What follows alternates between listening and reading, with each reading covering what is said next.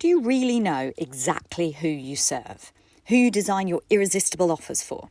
It sounds so simple, but rarely do new coaches or course creators or entrepreneurs get it right first time.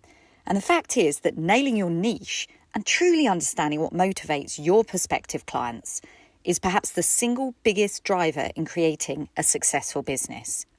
In today's episode, we're going to look at why it's so important to nail your niche and the ways that you can go about it. So how well do you know your ideal client avatar, or sometimes shortened to ICA? And why is it so vitally important to get it right before you develop your offers? If you get your ICA right, all the rest will fall into place. That's your offers, your communications, your content, your social media.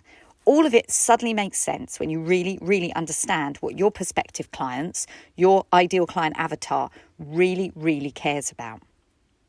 So why is it so fundamentally important to get this right? Well, imagine you're in a room and somebody comes in and it's a big crowd and they shout, "Hey, everyone!" How many people are going to turn around? Chances are none. Because, hey, everyone is so generic. It certainly doesn't apply to me as an individual. And it's just like that when you start calling to people in social media or via email, any communications, people have to understand immediately that you are calling them and what you're saying is absolutely relevant for them. They need to feel like you're literally inside their heads. We all know how great it feels when you read something that's literally designed for you. Maybe at the moment when you're building your business and you're scrolling on Instagram, you suddenly see something that calls to your exact pain point, the exact way you feel. Maybe it says, "Would you like to grow your Instagram following? Are you finding it hard posting every day and thinking of content?" And you think, yeah, that's me. That's exactly how I feel today. I really do want to read what this person has to say because it's like they've totally understood my frustrations. So there are two key things that you absolutely have to know about your avatar. The first one is, what are their pain points and what are their problems relating to your area of expertise? So let me give you an example. I was working with a wellness coach who was offering a fantastic program to help busy mums improve their wellness, including their diet, their fitness, their accountability, and so on. She obviously assumed that what they really wanted to do was lose weight. So when she went to market, she would talk about how the program that she offered would help them lose weight. But when she really looked at her ICA, spoke to them, found out what exactly they thought their problems were, although, yes, they did sometimes want to lose weight, they were talking a lot about things like bloating and fatigue.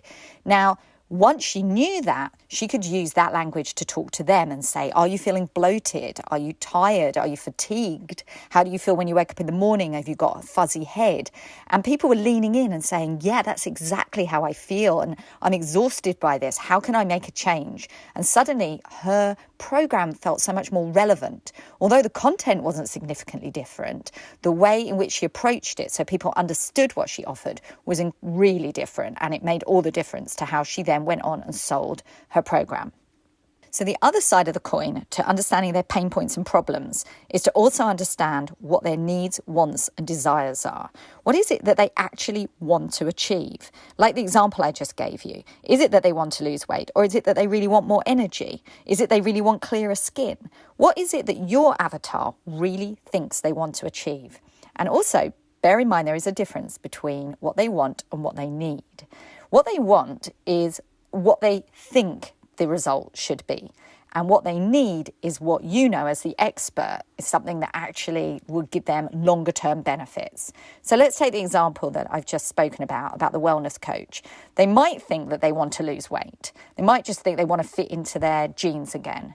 But what they really need is actually a long-term sustainable eating plan that will give them vibrancy, good health and energy for years to come. So you can offer them what they want initially and say, if you join my accountability program, you could lose a few pounds.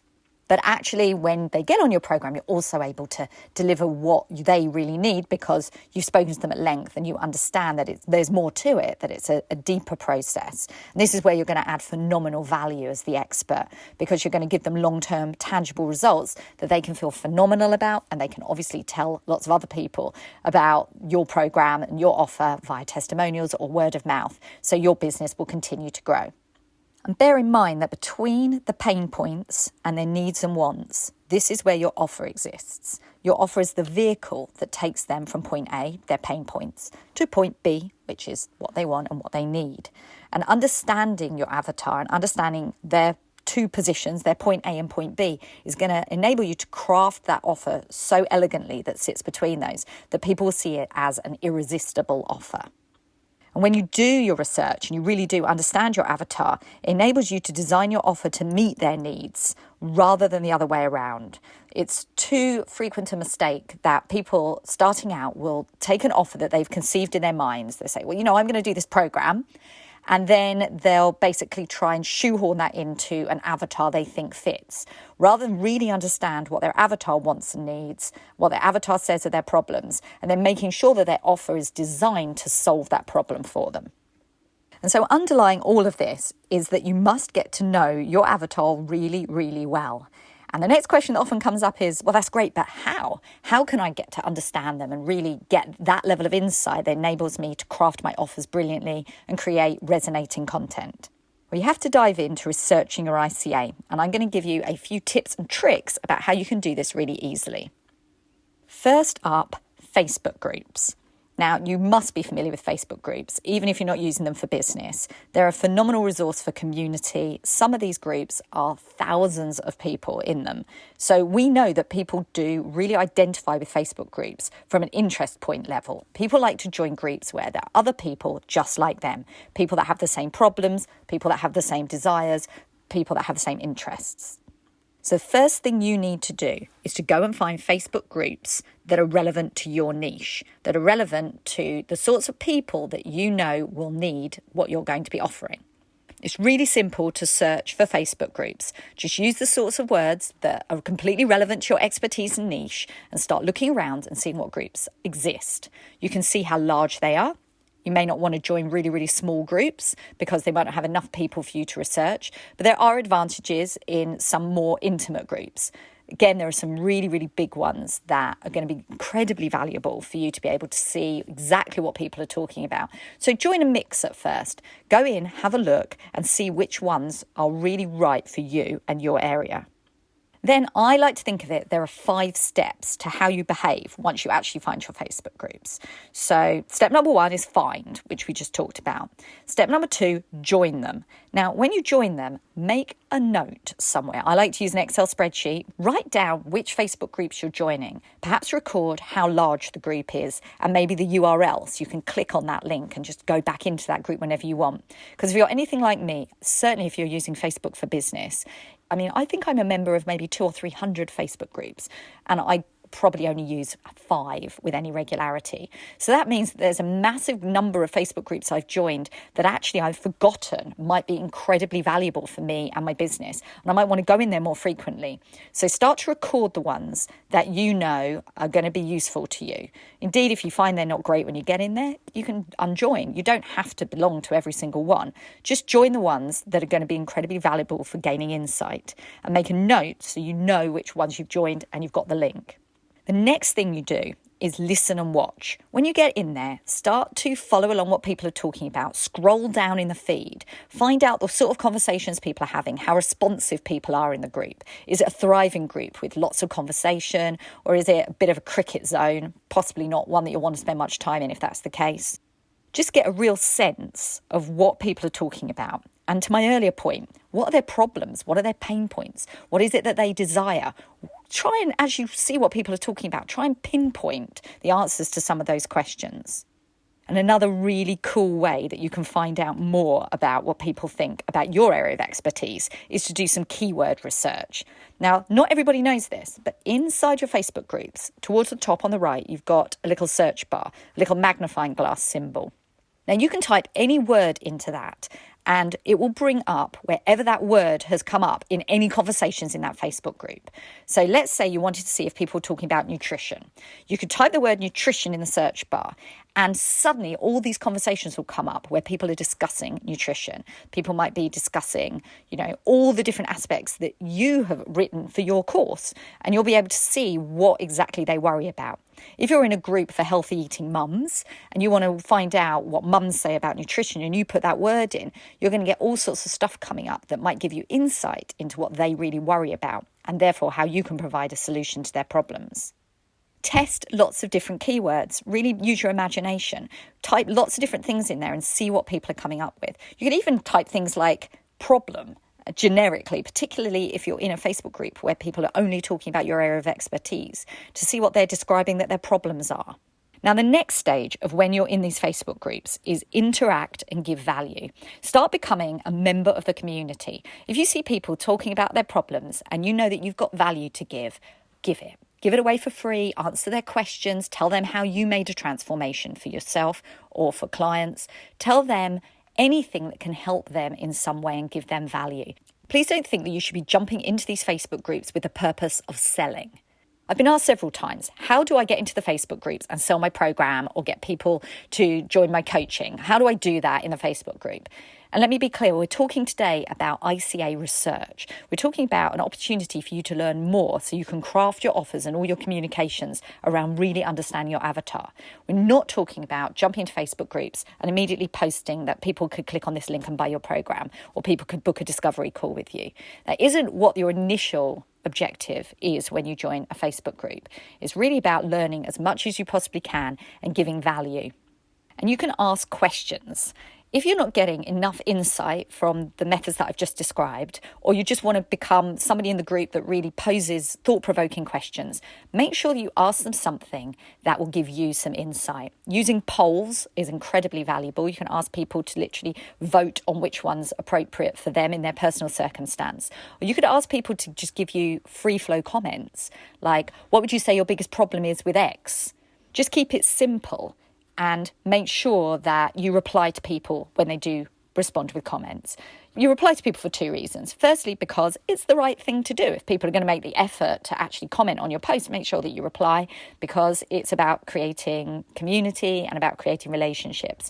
And secondly, if you reply particularly promptly to when people put comments on, the algorithm's going to favour you and it's going to bump you up so more people will see your question. So if you're after more responses, which you should be, because anybody that knows about research knows that the more responses you get, the more you can trust your research. You should be giving your algorithm that nudge so you get, more people responding, a really good take on your insights against that question. Okay, that's about Facebook groups. There is another way of finding out what your ICA is worried about and what they're thinking about, and that's about Google and YouTube searches. If you've ever typed a search into the search bar in either of those places, which I'm sure you have, you're going to see that as you type, Google or YouTube basically anticipates what you might be typing next, and it gives you some auto suggestions. So let's say you typed in money manifestation. As you type, it comes up with money manifestation meditation, then money manifestation sleep, then frequency, affirmations, music, it goes on. The point is that these are the searches that multiple people have made, to the point where the algorithm on Google or YouTube has bumped these to the top because it's anticipating this may be a question that you're asking. So for somebody, for example, who's coaching about money manifestation, understanding that people are really interested in meditation is going to be something very valuable to them, because they might create an offer that includes a special meditation to help you with money manifestation. So think about it in those terms, and if you head into those search areas, you can get a good take on what people might like to see for your area of expertise. Now, if you want these exact steps, I've created a guide and workbook to nailing your niche, and you can grab your free copy in the show notes link. Now, the next thing you can do is a bit more of a deep dive. It's great to do the forms of research that I've just described, but if you can take it another step further, you're going to get even more insight. And the next way to do that is with a Google form. Now, perhaps you've not heard of Google Forms. It's a really simple survey tool. It's absolutely free. If you go into Google and just type Google Form, it will come up and with all the explanation and instructions. And what it does is it enables you to design your own questionnaire so you can ask people specific questions and learn more about your avatar. So what types of questions would you ask? Well, keep it simple. Nobody wants to trawl through 20 or 30 questions. They're just not going to do it for you. In my experience so far, I would say about 6 to 8 questions is about right. A good mix between multiple choice and a few longer free-form questions where people can actually write in their answers and you can hear what they say in their own words. Design your questions to really come up with the answer about what their pain points are and also what their needs, wants and desires are. Make sure that you ask questions like, what do you find a problem in this area? You can share your Google form in Facebook groups where you're allowed and the rules permit. You can share it certainly in your own Facebook groups, on your social media, send it out by email, or even send it to specific people on Facebook Messenger, asking them personally if they would help you by filling in your survey. And you can even take it a step further and have real conversations. Jump onto a Zoom and have an in-depth conversation, perhaps only lasting 15 minutes, where you can ask your potential ICA a lot more questions about what they really struggle with and indeed what they want to achieve. Now, let me be clear, this is not a sales call. The objective isn't to convert that person into being a client there and then. It's literally to get more insight so you can serve more clients in the future. It's fantastic if the people that you do speak to want to work with you, but please don't go onto these calls or into those Google forms with that as your overriding objective, because it's going to put you in the wrong state of mind to achieve what you really need. What you really need is insight, because you can get way more clients in the future if you really, really understand your avatar now. And you can offer an incentive to people who jump on a call with you or fill in your Google form. I've heard suggested like a Starbucks voucher. Indeed, actually offering them a little bit of what your service is for free works incredibly well. Like saying, if you jump on a call with me, I'd love to ask you a few questions, but I'll also help you think through X. Or if you've got something you're actually able to tangibly give them, like let's in the example of the health coach, I could give you my free meal planning guide if you jump on a call and answer a few questions. Make sure that you somehow record these conversations, that you really do take the value of what people tell you in the Google form, what people say in the Facebook groups. Get their own words. Create a little folder where you cut and paste what people are actually saying in their own words, because their own words is what you're going to reflect back at them in all of your content. Think how much it will resonate with people who really need your services when you're able to talk to them in terms of other people who are feeling exactly the same frustrations that they are. They have exactly the same hopes and dreams. Because your objective is to get super clear on exactly who your ICA is. Even give her or him a name. Imagine that you're communicating with that one person. Now, I know how hard many people find it writing emails to their email lists, for example. It feels so awkward, you don't know what to say. But if you can picture your perfect avatar, your one person with her name, and you imagine that you're just writing an email to her, suddenly it unlocks a completely different level of intimacy and ease when you're creating content. Not just emails, but all your social media content, and indeed even your offer, your program, or your coaching. You start with really, really simple things you can identify about your ICA, like are they male or female? How old are they? Where do they live? Do they have kids? Do they have pets? What kind of education have they had? Now, you can find a full list of all of these questions in the free guide, which is in the show notes. It's the Nail Your Niche guide, and you can literally fill it in on all of these questions and run through them one by one. But the next group of questions that I include in that guide, and I want to tell you about right now, is what does she really worry about? When we're talking about problems and pain points, if you really think about what keeps her up at night, what are her secrets? What is it she's embarrassed to tell you?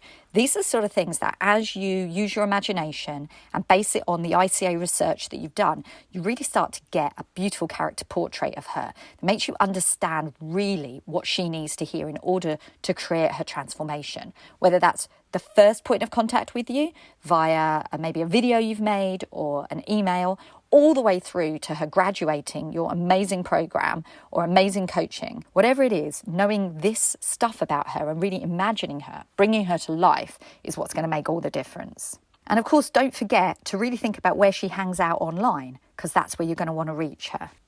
When we're running an online business, the key there is online. What kind of blogs is she reading? What podcasts does she listen to? Where does she spend her time online? Is it on Facebook? Or is she more on LinkedIn or even on Pinterest? Where is she and what's she doing in those spaces? How is it that you could communicate with her to really resonate by understanding exactly why she's spending time in those social media spaces? Understanding who she follows online, who she really idolizes, and start to understand what exactly about those people resonates. And indeed, that could give you some great insight about how you might like to communicate with her too. Remember, all that you do is elevated the more you understand about your client avatar. So let's have a quick recap. First of all, find them online. Ask them questions, hear what they say in their own words, get really familiar with their pain points and their desires. Secondly, understand what really motivates them. Be comfortable reflecting their language back to them in all of your content. And thirdly, design your offers based on their needs. Now, your ICA research can unlock your offer, literally unlock it, because you're going to make it easier to sell as well as far more successful at actually creating the transformation that you promise. So make sure that you get hold of my guide, Nail Your Niche, Identifying Your Client Avatar, which has all the info that I've gone through in this episode. And there's actually space for you to record your insights on your own avatar research. That's in the show notes. And if you are finding my podcast useful, please can you share it with 2 other people this week and let them know that I'm sharing content that's really helpful for new coaches and course creators.